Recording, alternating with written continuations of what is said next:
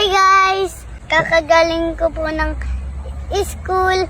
Ito po yung pain namin, fishball. Ito po yun.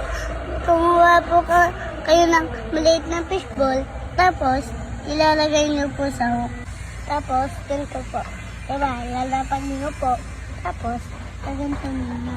Pag may naramdaman kayong gumaganon-ganon, tingnan niyo po. Pag may gumaganon-ganon, tugusin niyo agad.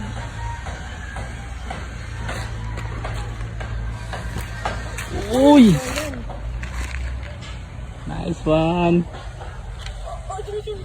O, diba? Ganun po yun. Tapos po, ilalagay namin po ito sa bucket. Tingnan mo po kami.